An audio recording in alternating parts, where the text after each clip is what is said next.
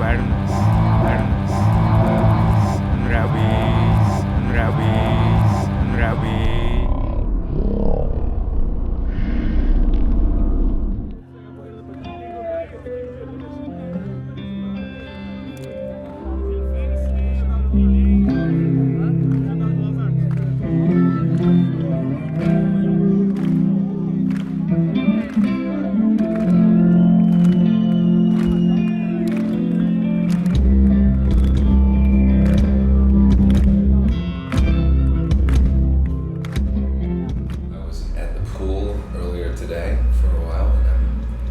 Assume that the audience here is drunk.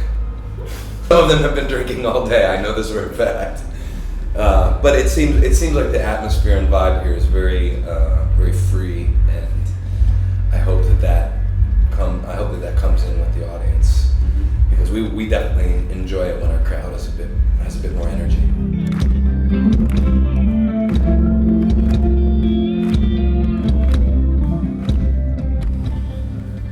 And some people go, oh, Europe is a better place to play, to tour, or America's a better place to tour.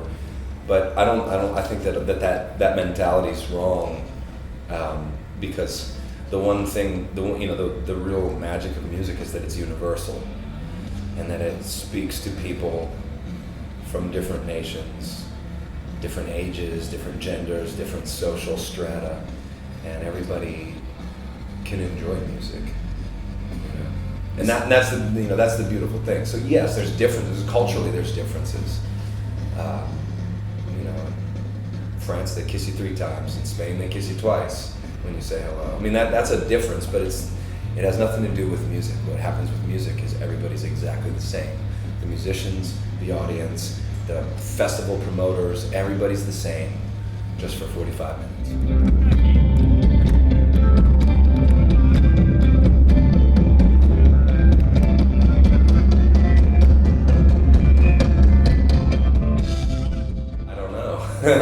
I wouldn't. This is all I've ever done. This is all I've ever wanted to do. I think that if I wasn't doing this, I'd probably do something that made sense and that was, secure for me, and wasn't like a huge risk. This is the least secure profession you can have, and it's good because that gives you a constant reality check on your humility. Because maybe last year we were nobody, maybe this year we're somebody, maybe next year we're nobody again. It's a finite thing. There's a beginning and there's an end. So I'm just trying to live this right now as, in the most positive and constructive way that I can, because when it's over, I'll probably just make art.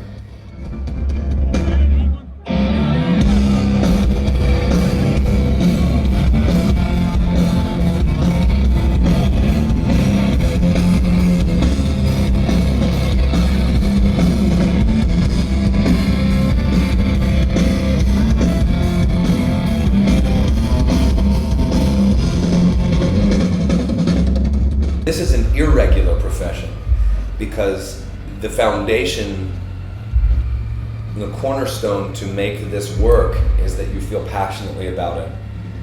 And I understand that works with some professions, but it is absolutely critical to, in being a musician that you care and you put yourself into your music, because it's art. I think music and art are the same thing. You can turn music into something commercial if you choose to. You could turn, just as you could turn any type of art into something commercial, and then it becomes design or a craft or something very watered down and meant to you're meant to make a product at some point. But that's not what we do. What we do is we have use an American term. We've doubled down. We put all of our money on the fact that we care about this so much that's what guides us through this. That is the coal in the engine that pushes us forward, is the fact that we have lived and sweat and bled for this band for 10 years.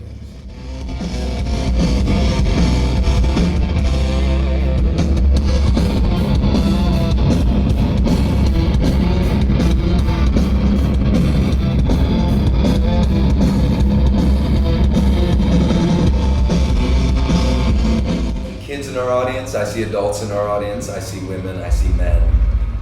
I think that because our stage might be a little bit higher than the audience, I don't think that means that we're in any position to judge anybody below us.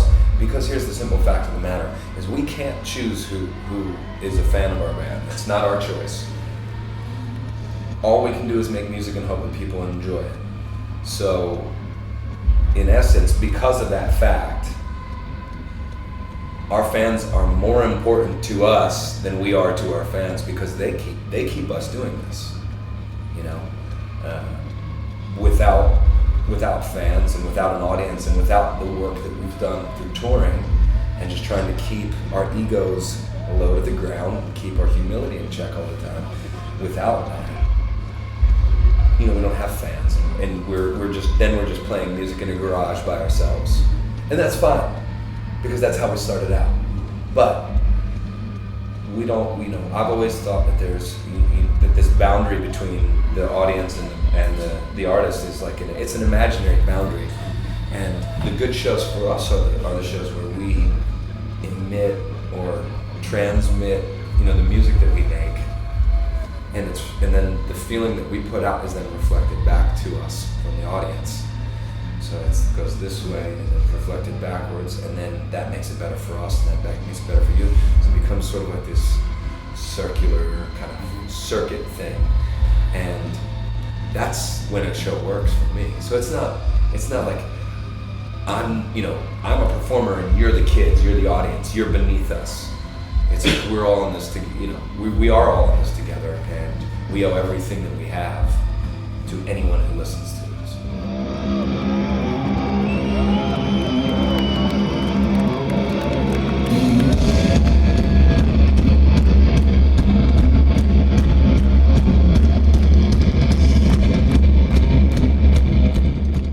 Biggest mistake that we could make, and one that we won't, that I think we refuse resolutely to make, is to write music purely for our fans, to try to figure out some formula that works, that sells records, because that's just not fun. It's just boring, and it's pandering. And furthermore, if you're into music that is consistent and never changes and never progresses, there's so many bands that you can listen to. We're just not one of them. You know, we're different.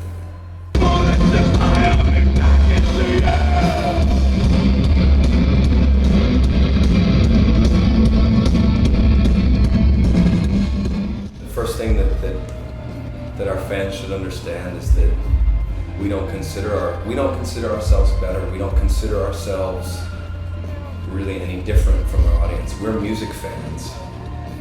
At our core, we're music fans, and we feel absolutely indebted to everyone who's ever bought an album, paid a ticket to see us play, let us sleep on their floor, cooked a meal for us, or helped out in any other way, because we are the type of band whose existence is predicated on the fact that we have a strong base of fans. And I've known for years, and I'm not just saying this because this is a Portuguese interview, but I've known for years that there's been a strong Baroness fan base here in Portugal, and we've been trying to get here for so long. I'm so happy, and I'm really happy to be here tonight.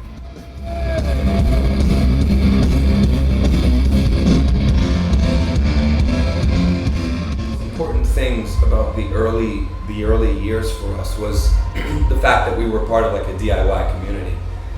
And a lot of the bands that were part of that at the same time were now also, bigger bands. And we all looked up to people, and so, you couldn't, at that point in time for us, we couldn't have gotten certain places without the help of other people. And we have absolutely felt that support over the years. And I hope that at this point, we've been able to provide some support for other people, because that's how it works. That's how music works. That's how life works. That's how families work. And I think it's critically important that people understand that, because there's so much music that doesn't pay any attention to that. There's so many people who just like start a band because they want to get their ego stroked or make a couple extra bucks, but there's no money in it at all. I mean, it's just the worst financial job on the planet. And if, you know, once you take that out of the equation, what you're left with is your reputation, your dignity, your ethics, your morality, and, you know, your friends. And I know we've made some mistakes over the years, but more often than not, you know, we've done the right thing. And I know that whenever this band ends, it ends with a clean conscience, because I've never fucked anybody over intentionally or willingly.